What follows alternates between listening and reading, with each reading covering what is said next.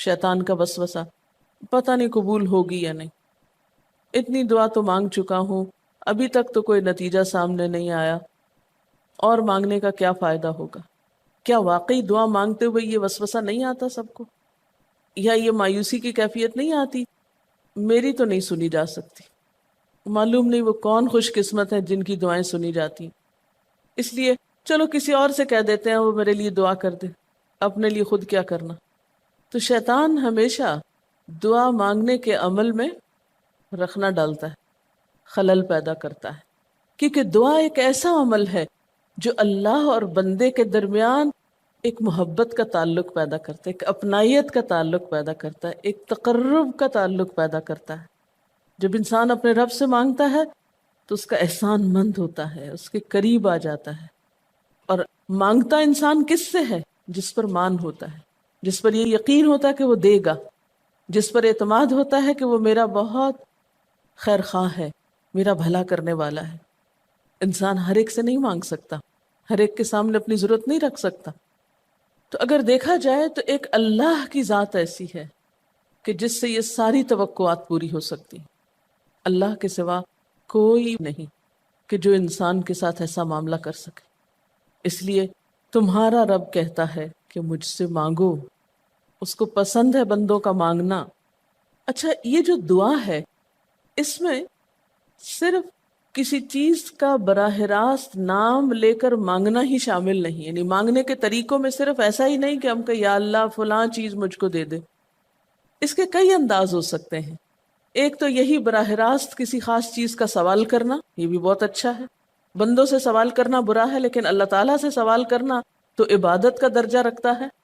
یعنی کتنا پیار آتا ہے نا اللہ تعالیٰ پہ کہ ضرورت ہماری ہے اور ہمارے اس مانگنے کے عمل کو بھی عبادت کہہ رہا ہے، کیونکہ ایک تعلق ہے نا، وہ وقت اس کی یاد میں گزرتا ہے، اس کی طرف متوجہ ہو کر گزرتا ہے، اس لیے وہ وقت بھی عبادت بن جاتا ہے، وہ عمل بھی عبادت ہو جاتا ہے۔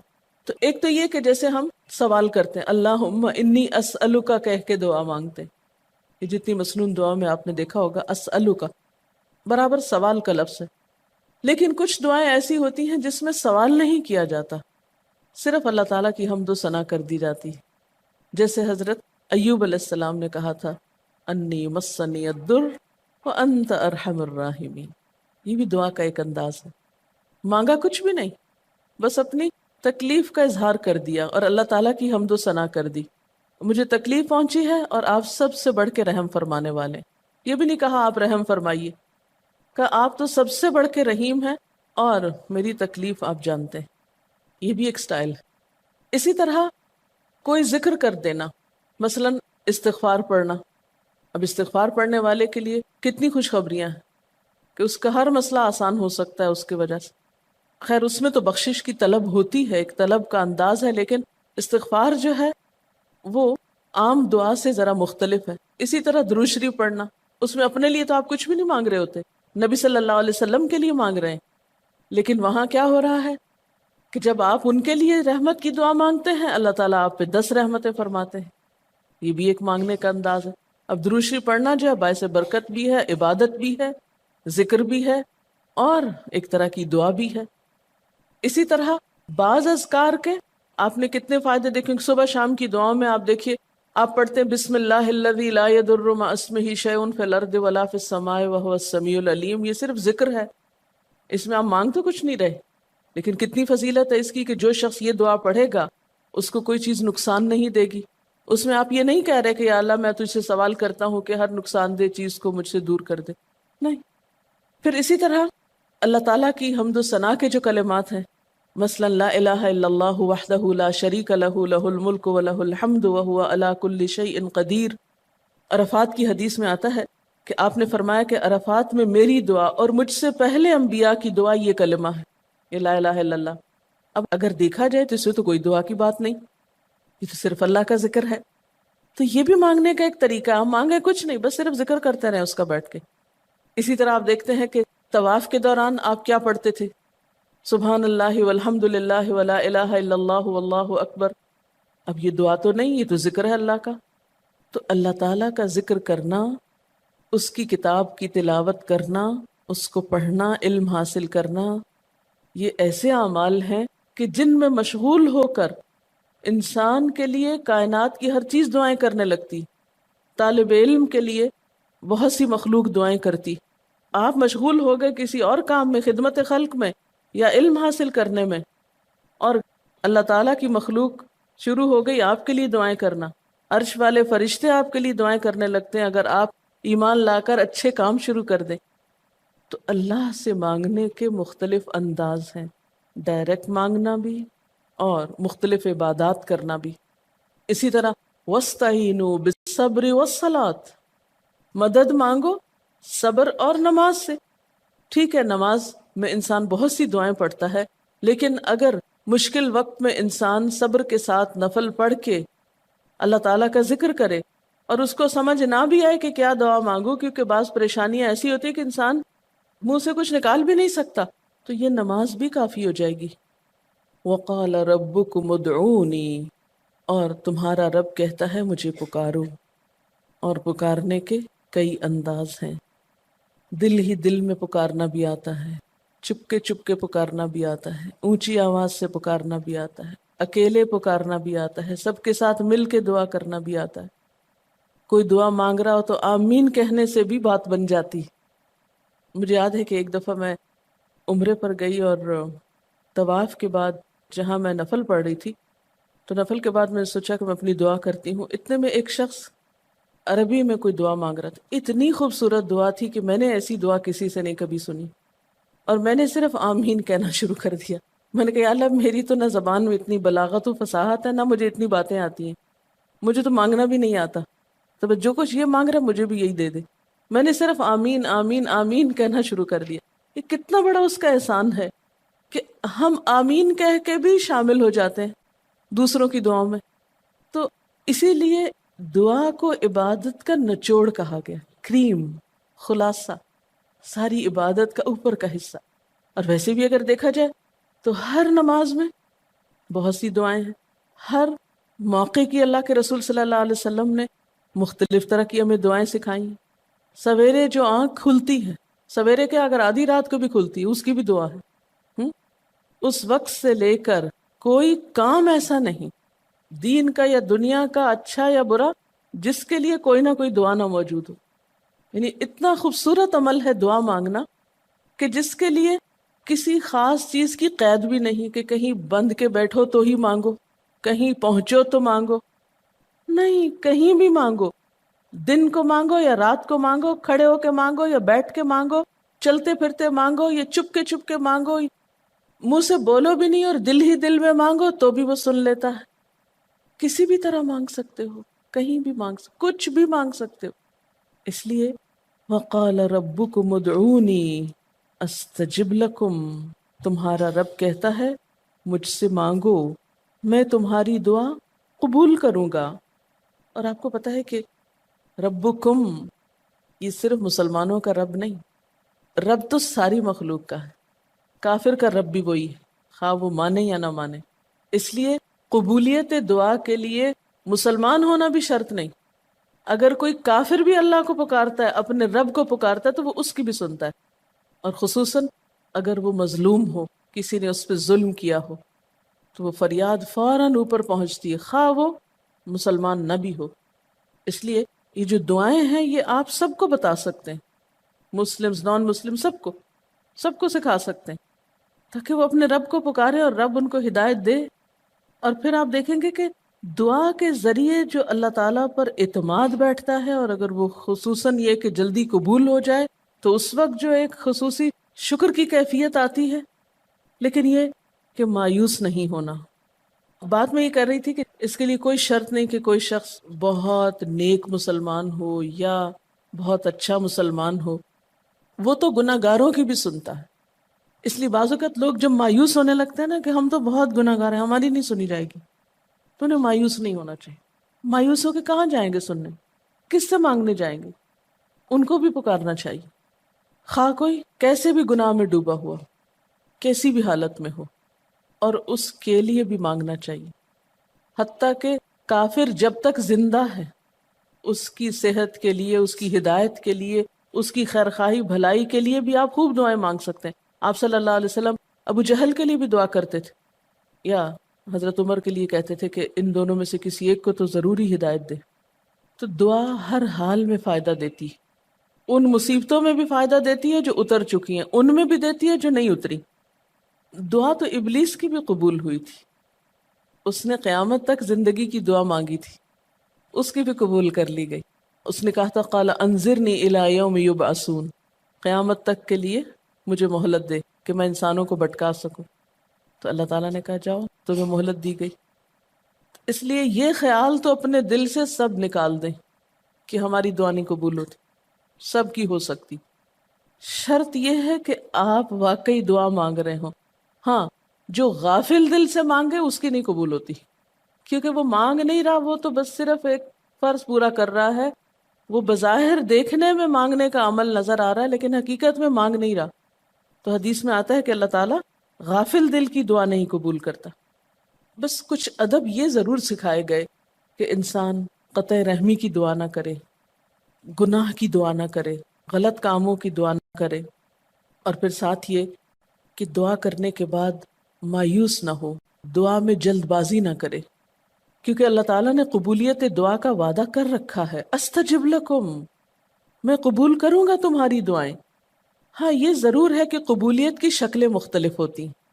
بعض اوقات تو انسان کو بالکل وہی مل جاتا ہے جو وہ چاہتا ہے، بعض اوقات وہ نہیں ملتا جو وہ چاہتا ہے، بلکہ وہ دے دیا جاتا ہے جو اس کو زیادہ ضرورت ہوتا ہے.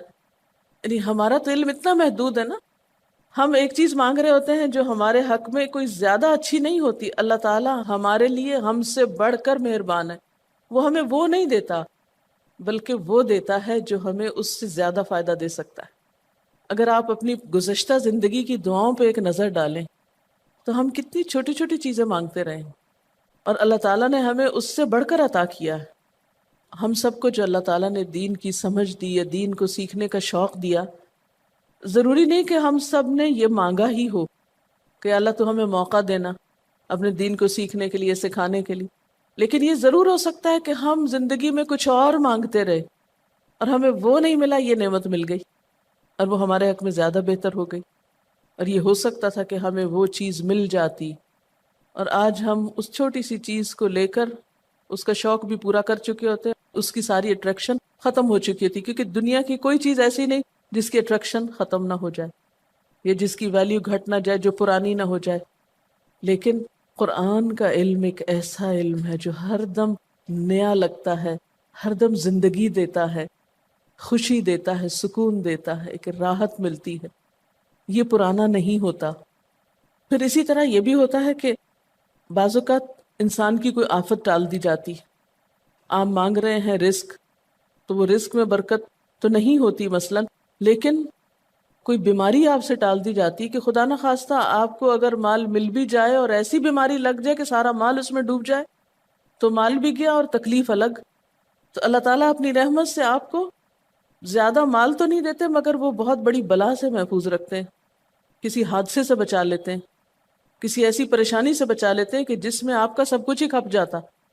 کیونکہ ہمارے پاس کوئی رائٹ تو نہیں ہے، ہم کو ڈیزرو تو نہیں کرتے کہ ہر وقت ہم امن و امان میں رہیں. ہمارے اپنے گناہوں کی بدولت، کئی بیرونی اسباب کی بدولت کوئی مشکل، کوئی حادثہ، کوئی مصیبت کسی بھی وقت آ سکتی جو دنیا میں مختلف لوگوں پر آتی رہتی. ہم ہر امن ڈیزرو تھوڑی کرتے ہیں، یہ تو اللہ کی عنایت اور رحمت اور نعمت ہے کہ وہ جو ہمیں دیے ہوئے یہ. اور یہ عین ممکن ہے کہ ہم کوئی اور دعا مانگتے ہوں اور اللہ تعالیٰ اس کی بجائے ہمیں عافیت میں رکھے ہوئے ہو، ایک پرسکون زندگی دیے ہوئے ہیں ہمیں کہ ہمارے ہاتھ پاؤں سلامت ہیں، ہم بول سکتے ہیں، ہم دیکھ سکتے ہیں، ہم کھا پی سکتے ہیں، ہم چل پھر سکتے ہیں، ہم کسی کے محتاج نہیں ہیں. کتنا بڑا احسان ہے اس کا. اس لیے اگر کوئی دعا وقتی طور پر بعینہ ہی قبول نہیں ہوتی، بعینہ ہی کا کیا مطلب ہے؟ ایز اٹ از، جس طرح ہم چاہتے ہیں، تو بھی کوئی بات نہیں، صبر کرنا چاہیے. لیکن یہ نہیں سوچنا چاہیے کہ نہیں اللہ تعالیٰ دعا نہیں سنتا. ایک اور جگہ پر بھی فرمایا وَإِذَا سَأَلَكَ عِبَادِي عَنِّي فَإِنِّي قَرِيبٌ أُجِيبُ دَعْوَةَ الدَّاعِ إِذَا دَعَانِ فَلْيَسْتَجِيبُوا لِي وَلْيُؤْمِنُوا بِي لَعَلَّهُمْ يَرْشُدُونَ. جب میرے بندے آپ سے میرے بارے میں سوال کریں تو آپ بتا دیجئے کہ میں قریب ہوں، بہت قریب ہوں. اجیب دعوت الداعی، میں پکارنے والے کی پکار کا جواب دیتا ہوں. استجب لکم، قبول کرتا ہوں. یہ ایسے دل کے بہلانے کے لیے نہیں کہا گیا، یہ حقیقت ہے، یہ سچ ہے، اس پر ہمارا ایمان اور یقین ہونا چاہیے پختہ، اور اس کو چھوڑ کر اوروں کے پاس نہیں جانا چاہیے، کسی اور سے نہیں مانگنا چاہیے، صرف اسی سے مانگنا چاہیے، کیونکہ یہ عبادت بھی ہے اور پھر وہ ہر چیز دینے کے قابل بھی ہے، اس کی قدرت، اس کا علم، اس کی رحمت ہر چیز پہ چھائی ہوئی ہے، اس لیے اس سے مانگتے چلے جاؤ، اور پھر کبھی ایک انداز سے، کبھی دوسرے انداز سے، کبھی تیسرے انداز سے، لیکن اس سے ہمیشہ اچھی امید رکھو، لا تقنطوا من رحمت اللہ۔ لیکن اس کے ساتھ ساتھ ہمیں کچھ فارمل آداب بھی سکھائے گئے ہیں، ایٹ ٹائمز ان کا بھی لحاظ رکھنا چاہیے، یعنی ہر وقت دعا مانگنے کے لیے فارمل انداز اختیار کرنے کی ضرورت نہیں ہے۔ مثلا صبح شام کے اذکار ہیں، چلتے پھرتے آپ پڑھ سکتے ہیں، اب مثلا باتھ روم میں داخل ہونے کی دعا ہے تو اب آپ پہلے سے تسبیح اور درود شریف تو نہیں اس کے پڑھیں گے، یا نکل کے وہ ساری فارمیلٹیز تو نہیں پوری کریں گے جو دعا کے اول آخر کی جاتی ہیں عموماً جب فارمل دعا مانگی جاتی۔ تو ایٹ ٹائمز آپ بس ڈائریکٹ دعا مانگ لیں، ایٹ ٹائمز آپ پوری فارمیلٹیز کے ساتھ مانگ لیں، اور اس میں آپ دیکھیے کہ فارمل دعا مانگنے کا طریقہ کیا ہے کہ اللہ تعالیٰ کی حمد و ثنا سے شروع کیا جائے، نبی صلی اللہ علیہ وسلم پر درود بھیجا جائے، پھر اسی طرح یہ ہے کہ دعا میں عاجزی ہونی چاہیے، مانگنے کا انداز غالب ہونا چاہیے، شعر کے انداز میں یا چیخ چلا کے دعا نہیں مانگنی چاہیے، یا تقریر کے انداز میں دعا نہیں مانگنی چاہیے، امید اور خوف کے درمیان اعتدال کے ساتھ، پھر اسی طرح یہ کہ دعا میں مبالغہ آرائی نہیں کرنی چاہیے، پھر اسی طرح کچھ چیزیں ایسی ہیں کہ جن کا اگر اہتمام کبھی ہو سکے کبھی کبھار تو بہت اچھا ہے، اور خصوصی جو قبولیت کے اوقات ہیں ان کا لحاظ رکھتے ہوئے ان مواقع سے فائدہ اٹھانا چاہیے، مثلا رات کے تیسرے حصے میں یعنی سحر کے وقت، پھر اسی طرح اذان اور اقامت کے درمیان، صف میں کھڑے ہو کر، صدقہ کرنے کے بعد، کوئی بھی نیکی کا کام کرنے کے بعد، عصر کی آخری گھڑی میں، جمعے کے دن ایک خاص گھڑی میں، سجدے میں دعا، رات کو آنکھ کھل جانے پہ دعا، امر بالمعروف اور نہی عن المنکر کے بعد دعا، تلاوت قرآن کے بعد دعا، عرفہ کے دن کی دعا، رمضان کے مہینے میں خصوصاً روزہ افطار کرتے وقت دعا، پھر عادل امام کی دعا، مسافر کی دعا، بارش کے وقت کی جانے والی دعا، یہ خاص قبولیت کے اوقات اور اسباب ہیں، پھر اتحیات اور درود شریف کے بعد کی جو دعا ہے جو ہم بیٹھ کے نماز کے آخر میں پڑھتے ہیں، یہ بھی صرف رب جعلنی تک ہی نہیں بلکہ اس سے زیادہ دعائیں بھی ہیں۔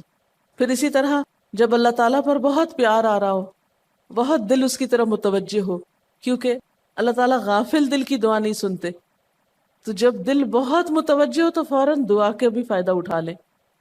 اسی طرح اضطراری کیفیت میں، بہت بے چینی کے وقت، جب کچھ سمجھ میں نہ آ رہا ہو، بیماری کے وقت، پھر اسی طرح سفر کے وقت، پھر اولاد کی دعا ماں باپ کے لیے، ماں باپ کی دعا اولاد کے لیے، استاد کی دعا شاگردوں کے لیے، شاگردوں کی دعا استاد کے لیے، اور جب دعا مانگے تو انداز کیا ربنا اغفر لی ولوالدی وللمؤمنین، اپنی ذات سے شروع کر کے والدین یا قریبی لوگوں کے بعد پھر سب کے لیے عام دعا، پھر اسی طرح وضو کے بعد کی دعا، کعبہ کو دیکھتے وقت جب پہلی نظر سے دیکھیں، پھر حتیم کے اندر، پھر سعی اور طواف کرتے وقت دعائیں پڑھنا، پھر مزدلفہ میں۔ لیکن یاد رکھیے کہ ان قبولیت کے خاص مواقع اور مقامات کے علاوہ دعا تو کسی بھی وقت کی جا سکتی اور کوئی بھی گھڑی قبولیت کی گھڑی ہو سکتی، اس لیے ہمیشہ دعا مانگتے وقت یہ یقین رکھیں کہ اللہ تعالیٰ قبول کرے گا، مایوسی کے ساتھ دعا نہ ہو، کیونکہ جتنی ہماری دعا کے اندر یقین کی کیفیت ہوگی اتنا ہی انشاءاللہ قبولیت کے چانسز زیادہ ہوں گے۔ یعنی عزم کے ساتھ دعا مانگنی چاہیے، یہ نہیں کہنا چاہیے یا اللہ تو چاہے تو قبول کر، نہیں چاہتا تو نہ کر، یہ نہیں کہنا چاہیے کبھی بھی، نہیں یا اللہ تو کر سکتا ہے تو قبول فرما۔ پھر اسی طرح آپ دیکھیں کہ مظلوم کی بد دعا جو ہے وہ بہت تیزی سے قبول ہوتی، کہتے ہیں نا مظلوم کی بد دعا سے بچو کیونکہ وہ کہاں جا پہنچتی ہے؟ ساتویں آسمان تک۔ اور پھر آپ دیکھیے کہ نبی صلی اللہ علیہ وسلم نے فرمایا لا يرد القضاء الا الدعاء، قضاء کو کوئی چیز نہیں ٹال سکتی مگر دعا، یعنی تقدیر بھی بدل دیتی۔ آپ صلی اللہ علیہ وسلم نے فرمایا آدمی جب کبھی اللہ سے دعا مانگتا ہے اللہ تعالیٰ اسے یا تو وہی چیز دے دیتا ہے جس کی اس نے دعا کی تھی، یا اس درجے کی کوئی بلا آنے پہ اس سے روک دیتا ہے۔ آپ صلی اللہ علیہ وسلم نے فرمایا بندے کی دعا قبول کی جاتی ہے بشرطے کہ وہ کسی گناہ کی یا قطع رحمی کی دعا نہ کرے اور جلد بازی سے کام نہ لے۔ عرض کیا گیا جلد بازی کیا ہے یا رسول اللہ؟ فرمایا جلد بازی یہ ہے کہ آدمی کہے میں نے بہت دعا کی مگر میں دیکھتا ہوں کہ میری دعا قبول ہی نہیں ہوتی، اور یہ کہہ کر آدمی تھک جائے اور دعا مانگنی چھوڑ دے۔ نہیں، دعا سے کبھی نہ تھکے، اس لیے کہ اللہ کی نگاہ میں دعا سے بڑھ کر کوئی چیز باوقت نہیں۔ لیس شیء اکرم علی اللہ من الدعاء۔ اور پھر خصوصاً اللہ کا فضل مانگنا، قرآن پاک میں بھی اللہ تعالیٰ فرماتے ہیں وَاسْأَلُوا اللَّهَ مِن فَضْلِهِ، اللہ سے اس کے فضل کا سوال کرو۔ پھر اسی طرح عافیت کی دعا کہ اللہ تعالیٰ ہر حادثے مصیبت تکلیف پریشانی سے بچا کر رکھے، یہ دعا بھی بہت پسندیدہ ہے اللہ تعالیٰ کے نزدیک۔ آپ صلی اللہ علیہ وسلم نے فرمایا دعا ہر حال میں فائدہ دیتی ہے، ان بلاؤں کے معاملے میں جو نازل ہو چکی اور ان کے معاملے میں جو نازل نہیں ہوئی، بس اے بندگان خدا تم ضرور دعا مانگا کرو۔ اور پھر آخری بات کہ تم میں سے ہر شخص کو اپنی ہر حاجت اپنے رب سے مانگنی چاہیے، حتیٰ کہ اگر جوتی کا تسمہ بھی ٹوٹ جائے تو بھی اللہ تعالیٰ سے دعا کرے، یعنی چھوٹی چھوٹی چیزوں میں بھی جب ضرورت پیش آئے تو اللہ کی طرف رجوع کرے۔ وَقَالَ رَبُّكُمُ ادْعُونِي أَسْتَجِبْ لَكُمْ، اور تمہارا رب کہتا ہے کہ مجھے پکارو، مجھ سے مانگو، میں تمہاری دعا قبول کروں گا۔ ان الذین یستکبرون عن عبادتی، بے شک وہ لوگ جو میری عبادت یعنی دعا سے تکبر کرتے ہیں، یعنی مجھ سے تکبر کی بنا پر نہیں مانگتے، جیسا کہ حدیث میں بھی آتا ہے من لم یسأل اللہ یغضب علیہ، جو اللہ سے نہیں مانگتا اللہ اس پہ غضبناک ہوتا ہے، یعنی جو دعا نہیں کرتا اللہ تعالیٰ اس سے ناراض ہوتا ہے، کیونکہ وہ تو بے تعلق ہو گیا نا اپنے رب سے نہ مانگ کر، اور خصوصاً تکبر کی وجہ سے۔ ایسے لوگوں کی جزا کیا ہے؟ سیدخلون جہنم داخرین، ان